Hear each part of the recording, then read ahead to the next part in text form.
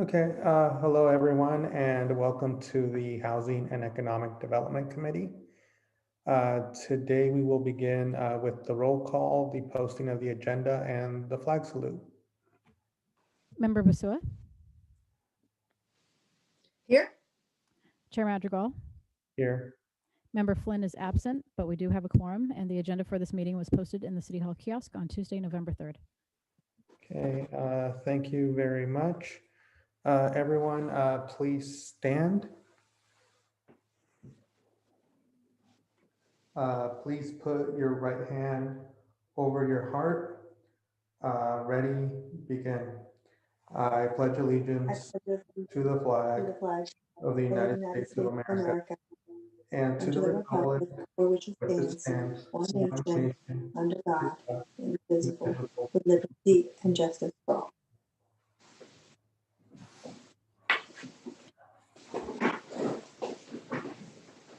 Thank you. Moving on, we have item B, public comments on items not on the agenda. And it looks like we have no public comments this afternoon. That being the case, we'll move on to item C, the consent agenda. And we have the approval of minutes for the October 13th regular meeting. Make the motion to approve. A second. Member Basua? Aye. Chair Madrigal? Aye. The motion carries 2-0. Okay, thank you very much. Now going on to reports. The first report this afternoon is by the Community Development Department, and the subject is the exclusive negotiation agreement for the Downtown Successor Agency. And it'll be presented by Mr. Adam Smith.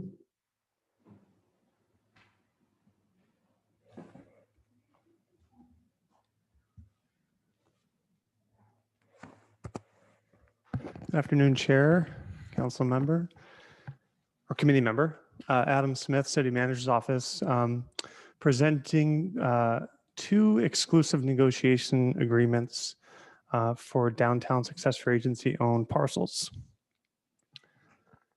So the recommendation is for the committee to recommend that the successor agency authorize the execution of agreement A8246 with many mansions for one of the successor agency parcels, and for the Housing Authority Board of Commissioners authorize the housing director to execute agreement A8247 for 4 more additional parcels, or 5, and for the successor agency to do the same for agreement A247. We'll go into what that means right now.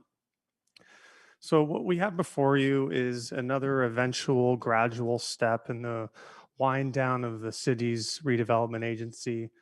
The city's redevelopment agency formed in 1968 and over the decades acquired dozens of properties, completed dozens of projects all throughout the city. In February of 2012, during the height of the Great Recession, or when we were coming out of it, redevelopment in California came to an end, and that included Oxnard's Community Development Commission, which we called the CDC. And after the redevelopment ended, the CDC was prohibited. They were not allowed to enter into any new contracts or commitments or projects. And we call that the dissolution law. So we take the economic downturn from the Great Recession with the dissolution law, and development in downtown Oxnard essentially came to a halt.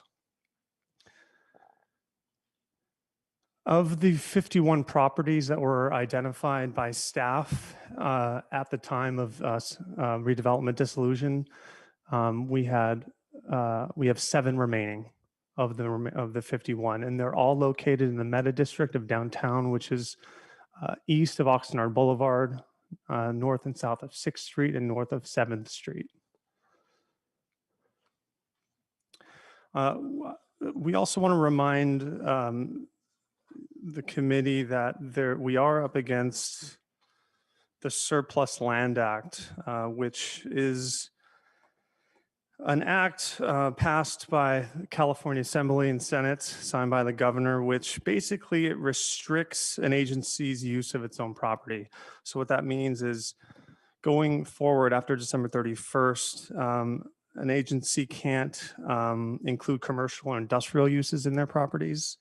Oversight shifts to Sacramento via the Department of Housing and Community Development. Any properties that are still owned by the local agency, like the city or a successor agency after that deadline, needs to be declared in a public meeting and then included in the city's housing element and annual progress reports. And then finally, 30% of a property's final land price would be imposed as a penalty for noncompliance with the act. So as long as an agency has properties under agreement, such as an exclusive negotiating agreement or a purchase and sale agreement or something similar, the act wouldn't apply. But in summary, the act presents significant administrative and policy considerations and places some pretty stringent requirements and controls on what an agency can develop on its own properties. So the first property that I want to talk about, and this is with the exclusive negotiating agreement, the ENA. This would be between the successor agency and Many Mansions, who are a nonprofit affordable housing developer. The concept would be for Many Mansions to develop a public pocket park, or something similar.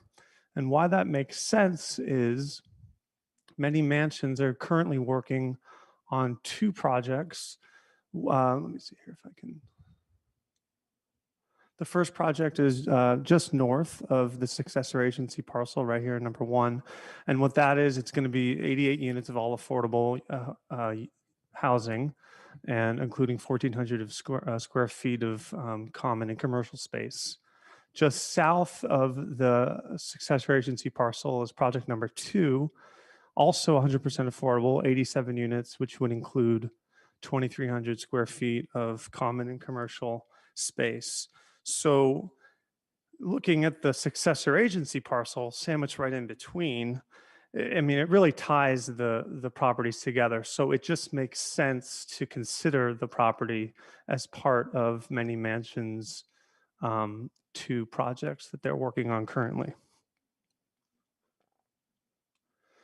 For the following properties, which we've labeled here on the map, 2, 3, 6, and 7, staff is proposing to enter into an ENA with the Oxnard Housing Authority, using in lieu affordable housing fees, and the use would be, their conceptual use would be affordable housing.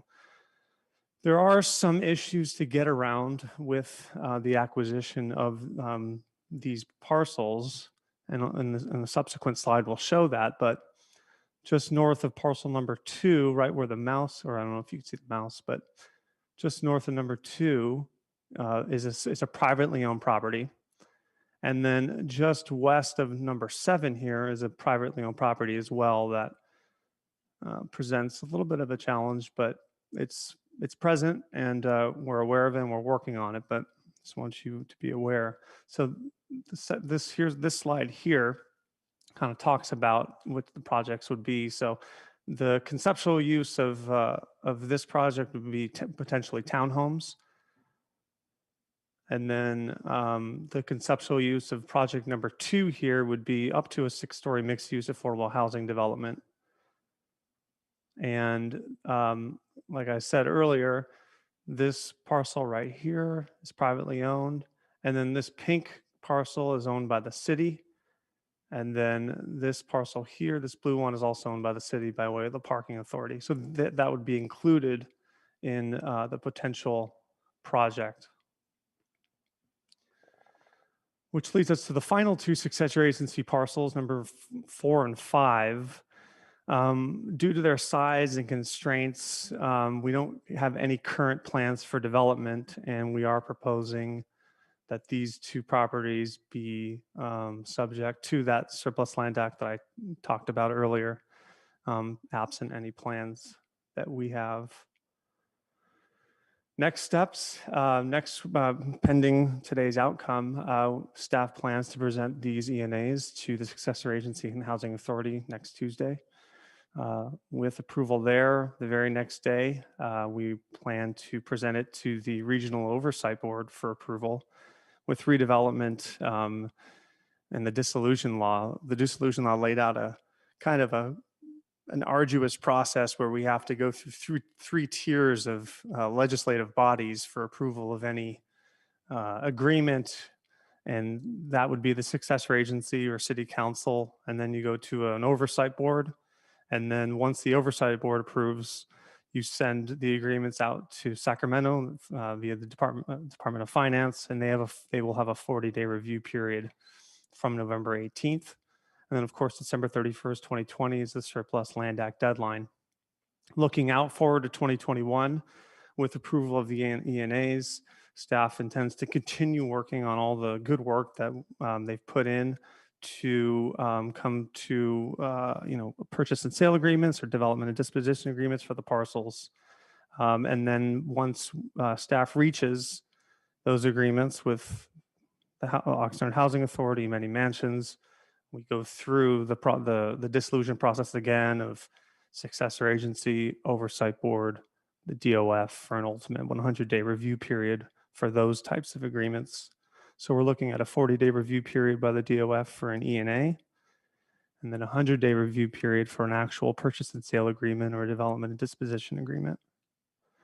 That concludes my presentation. I do want to take a quick second just to thank Ashley Golden, Assistant City Manager, Amelia Ramirez, Housing Director, and Elsa Brown, our Affordable Housing Manager, for all the hard work that they've collectively put in over the last several months and weeks with all the constrictions that COVID has placed on us. So with that, that concludes my presentation, and I'm happy to answer any questions. Okay, thank you very much for your presentation. We do have one public speaker, and that would be Pat Brown.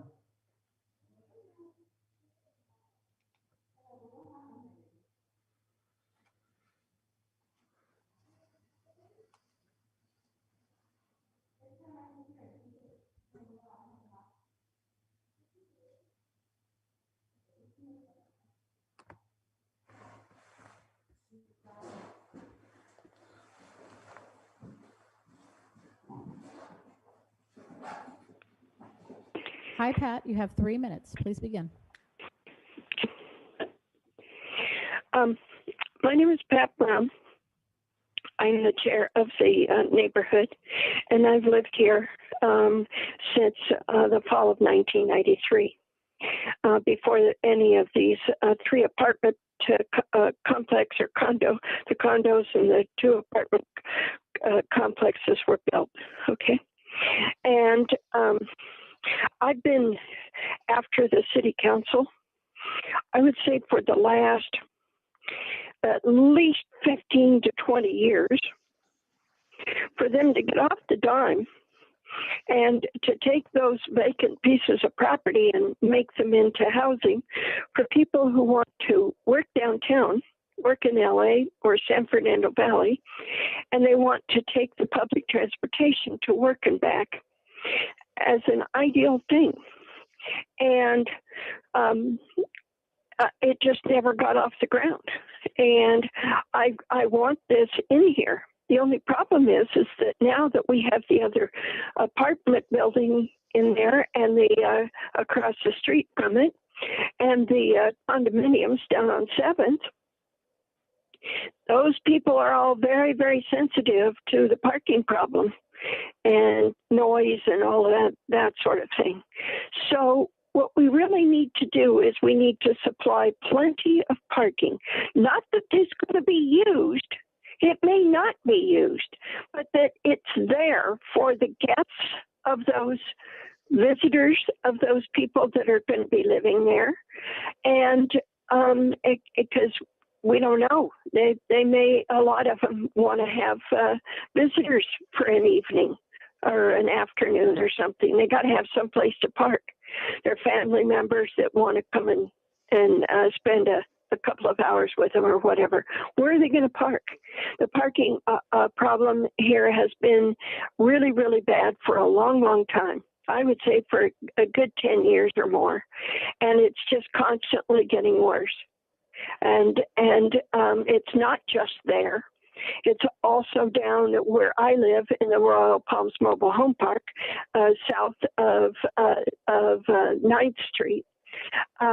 And which is on the south section of the mobile home park. And we don't have enough parking there either.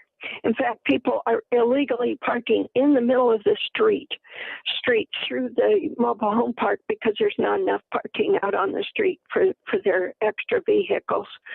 So it's been this parking problem has been growing very gradually for, I would say, the last 20 years or so. But it is getting worse and worse and worse. It's getting to the point where we don't know what we're going to do if a fire engine wants to get through our streets to get to somebody who's having a real serious health problem or a fire. They'll never be able to get through because of all the cars parked in the street. So you understand what I'm getting at. Somehow or other, you got to come up with a lot of parking. Right. Thank you. Thank you. Okay, now continuing, Councilwoman Basua. Thank you. I don't have any questions. I'm actually looking forward to having this move forward, especially because it's going to bring a lot of the low-income housing that we need in our city. So I approve this. Thank you. Okay, thank you very much. On my behalf, thank you, Mr. Smith.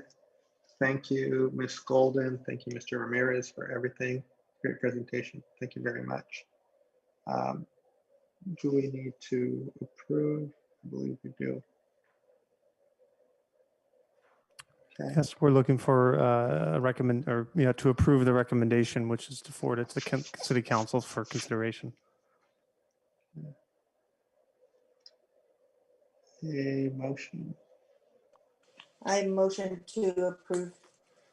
Okay, I'll second that motion. Member Basua? Aye.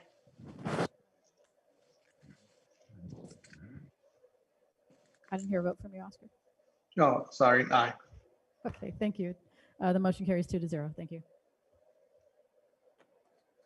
Okay, moving on, we have our second report item, and it's the third amendment to the exclusive negotiation agreement between the City of Oxnard and Clear Channel Outdoor, and between the City of Oxnard and Outfront Foster Interstate, both regarding potential digital billboard sites on city-owned property and rights-of-way along the US 101. Thank you. Good afternoon. Today we're seeking committee recommendation to council to amend the two exclusive negotiating agreements that we currently have with Outfront and Clear Channel for the area along the 101 freeway.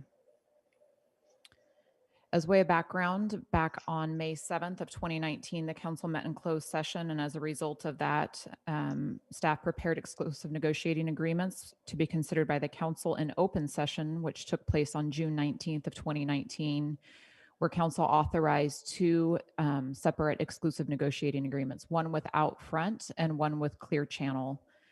Those exclusive negotiating agreements allowed for an initial 6-month period and 2 additional 6 months terms, which takes us up until about December of next month.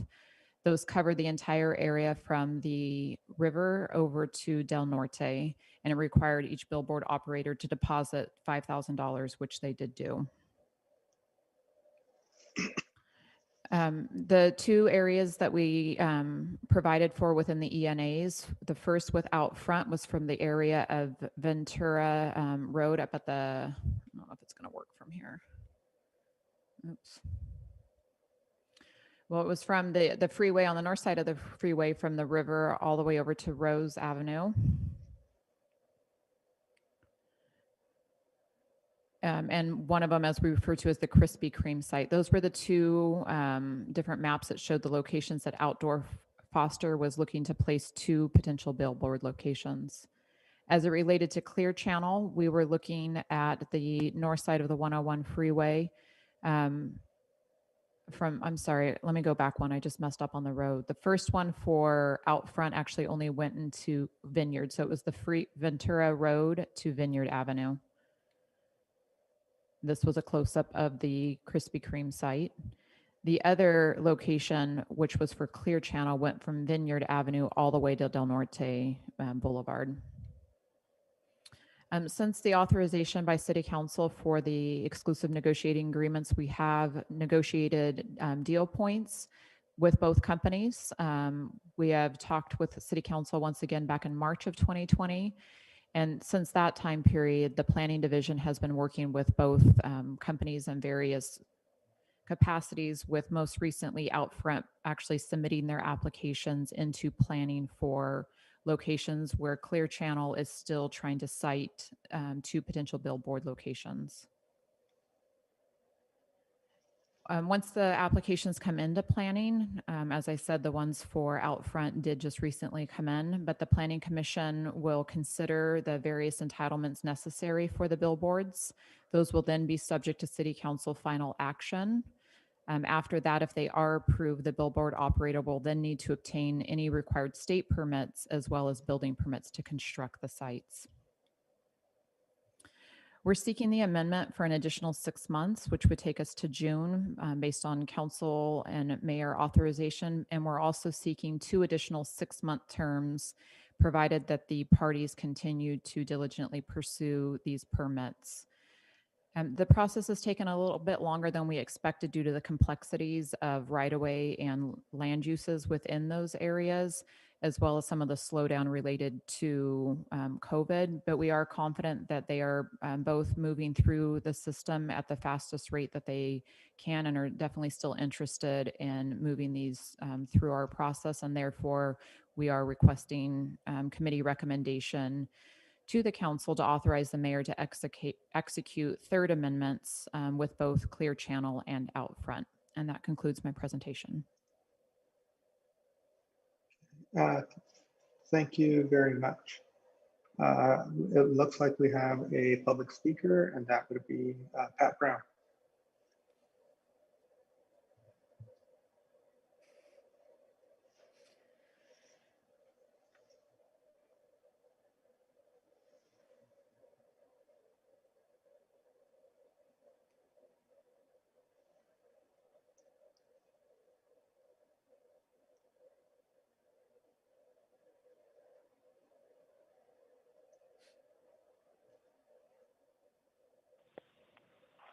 Hi, Pat. You have 3 minutes on the billboards item. Please go ahead.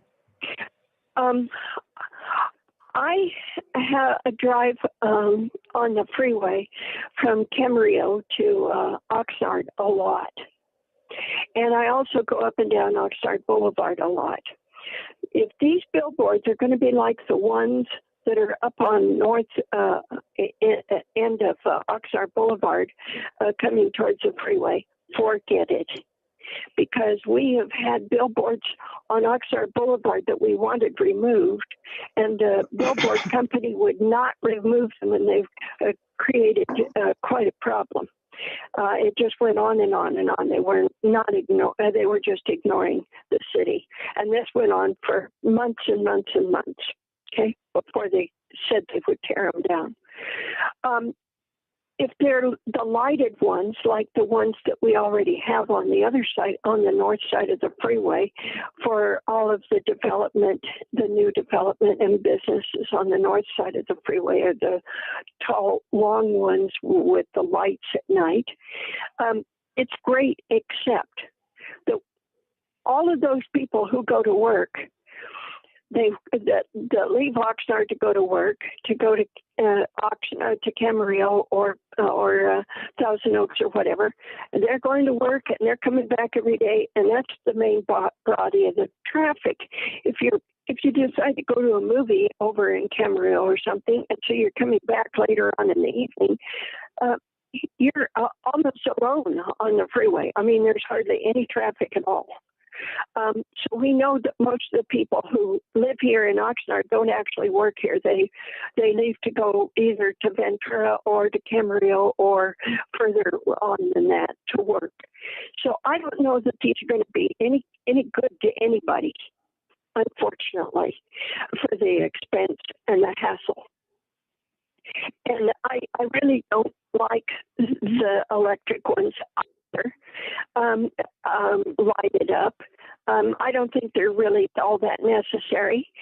But for those visitors that are coming through to going up the coast, that's where they will pay off for the businesses, because people would decide to stop as they're passing through, not the people who live here. They don't need them at all. 30 seconds. So I hope that you keep all of this in mind when you're making your decision. Thank you. Bye.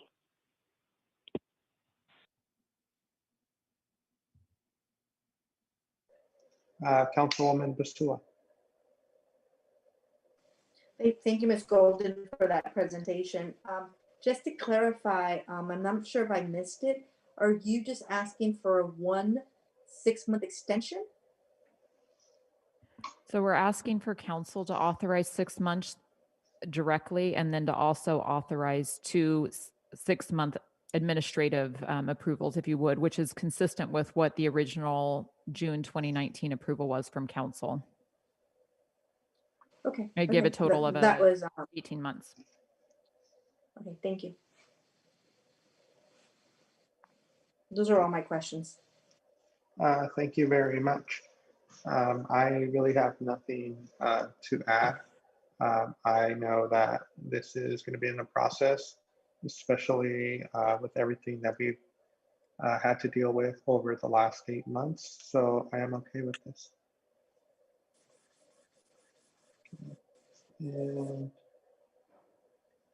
we are, sorry. So we do need a recommendation to the council. Second. So I'm sorry, go ahead. I will recommend the recommended action. I'll second. Member Basua, Aye. Chair Madrigal. Aye. The motion carries 2-0. Okay, now moving on to our last item this late afternoon, and that is item 3, which is by the Community Development Department, Save Home, Save Families Repeat Offender Program Status Report.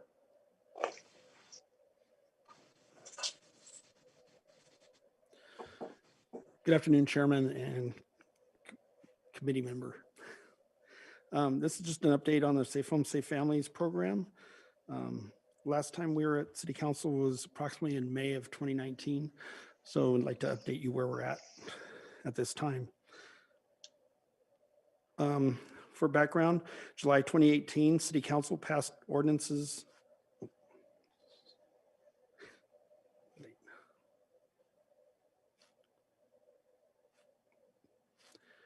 July 2018, City Council adopted ordinances for the Safe Home, Safe Families program, tenant relocation, substandard improper occupancies, and for inspection fees.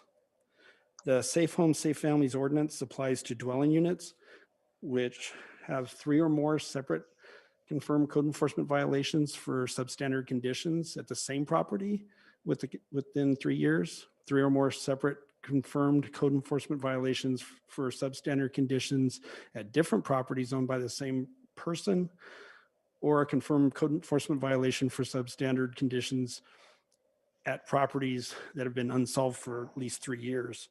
A substandard condition is defined as a condition that is dangerous or impairs habitability on the property.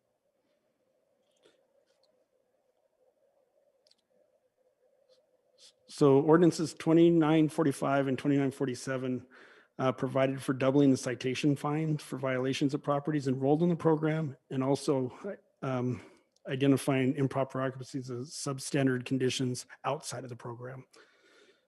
The fines doubled for those within the program, And then for those outside of the program, the fine amounts went up to $250 for the first violation, $500 for the second, and $1,000 for the third for substandard and improper occupancy conditions. The tenant relocation assistance ordinance was adopted also. That allowed, if the owner failed to provide the required relocation funding, the city could provide the relocation assistance. And if the city did provide the funds, the owner would be liable for repayment up to 1.5 times the amount.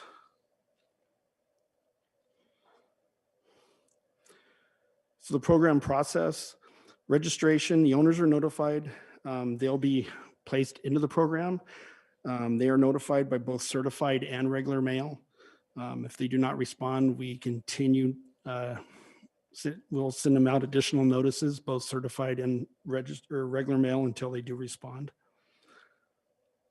The owners are required to attend a mandatory meeting with code compliance and the city attorney's office. It is a one-on-one or in-person meeting.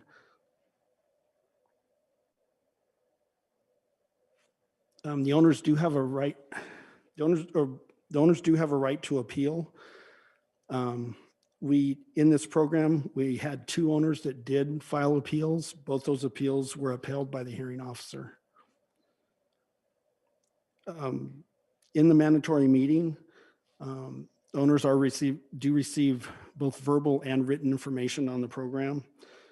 And in the meeting, they are provided documentation in both English and Spanish, which includes information regarding the program, owner's rights, tenant's rights, relocation information and relocation rights, and our inspection checklist. All those items are in English and Spanish, and then plus we provide them with our case, a list of cases, the prior cases that put them in the program. Tenants on the properties are also given the same information at a later time.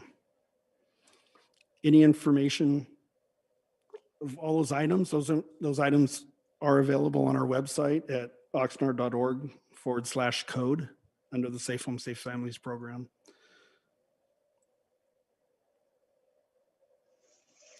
And for removal of the program, the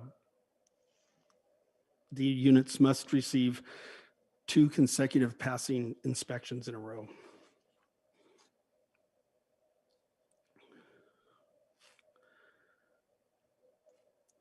The program was approved with the following resources: 1 code compliance inspector, 1 administrative technician in code compliance, a paralegal, and a deputy city attorney in the city attorney's office, and a vehicle for the inspector. Full staffing was completed with all purchases, so the program was fully implemented in the beginning of fiscal year 2019-2020, with the initial meetings and inspections beginning in July of 2019. For the first year, 212 prior cases were screened by staff, which brought us to 21 single-family homes and 1,113 multifamily units to be included into the program, for a grand total of 1,134 residential units owned by 26 different entities. For inspections, all units with prior violations and a random sampling of not more than 10% of remaining units at multi-unit properties are identified to inspect. So far, we have inspected 153 units. Of that, 14 units failed the initial inspection and will be in the program until they can pass 2 consecutive annual inspections. A breakdown of that would be 8 single-family homes and then 6 multi-unit properties. If those who successfully passed their first inspection this last year, if they pass this next inspection, they will be pulled out of the program. In this program, many of the large complexes in the city were included, and some of those have had residents come to city council bringing complaints. Some of the larger ones were some units on Cuesta del Mar, the 5,000 block of South J Street, the 3,000 block of Samuel, the Seabreeze Apartments. They've been here a few times. 300 block of North F Street, and then the 900 block of West Gonzalez. We have received some feedback on the program for the properties that are in the program from the police department, who, after several months of being in the program, they notice very noticeable differences to the properties where the landlords have made a difference once they're entered. The COVID-19 pandemic has impacted our ability to meet in person with property owners and to conduct required interior inspections. So for fiscal year 1920, one initial owner meeting is still pending, and 11 units remain to have their initial inspection, plus the unidentified random 10%. The recheck due dates are not delayed yet. They normally would start in December or January, but those dates are rapidly approaching. For fiscal year 2021, we screened 134 prior code cases and ended up with 157 residential units to be identified to be enrolled in the program. The initial property owner meetings and subsequent inspections are being delayed at this time. COVID-19 procedures and protocols will guide us, but at this present time, COVID-19 is preventing us from moving forward. The financial impact of the program. So in the first year of fiscal year 1819, we used $164,000 of the $330,000 budget, which is about 50%. That was due to that we did purchase the vehicle, but it was we were not up to staff yet. In fiscal year 1920, we used 89% of the budgeted amount, just shy of $365,000. That's when the program was fully in progress. For fiscal year 2021, the budget is actually is 68% of the prior year's budget, and that's due to a vacancy of the paralegal position that was eliminated from the program, and then we also reallocated the deputy city attorney's duties, and that reduced some cost. Recently, we had a departure of our admin tech, which will supply some additional budget savings to reduce cost until that vacancy is filled. Also, with the tenant relocation assistance, we have proposed to lower that to $20,000. Fortunately, we have not found uninhabitable conditions as of yet, needing immediate relocation, so that money has not been used at all. On the revenue side, revenue comes from inspection fees and citations. As of yet, we've only obtained revenue from inspection fees. No citations have been issued to program participants. So projected revenue the revenue from the 1920 fiscal year was about $7,400 of the, or we received $7,400 of the $9,700 or $9,700 billed. And this fiscal year, the estimate seems to be about the same with 97. And outside of the program itself, the substandard conditions and improper occupancy ordinances have assisted with encouraging compliance. They've been successful. To date, we've issued $18,000 in fines for those two ordinances. In summary, the program has had very positive results. Property owners have embraced the program and have been very cooperative. There have been no uninhabitable units or relocations, and it has made a big impact to the larger complexes within the city. So the recommendation is that the Housing and Economic Development Committee receive a status report on the Safe Home, Safe Families Repeat Offender Program. That's the end of my report. Okay, thank you very much. It looks like we have no public speakers on this particular item. That being the case, then Councilwoman Basua. Thank you, Councilmember Madrigal. Thank you for the presentation. Lots of information. I'm happy to see the progress with this program, and I have no questions. Thank you. Thank you for the update. I know it's been interesting 2 years of running the program, and I know that there is, we get people here every so often at the council meetings. And I know that there is a lot of homes, but I do know that staff is doing their best and trying to reach all of those many different homes around the city. So thank you, and thank you to everyone involved with the Safe Home, Safe Families initiative. So thank you. Thank you. And I believe that is it, correct? Yes. Correct. Yes. All right. All right. And then now moving on to item E, items for future agendas. Any particular item? No, but I don't have anything at this time. Okay, neither do I. So that being the case, this meeting is adjourned. Thank you very much. Thank you. Okay.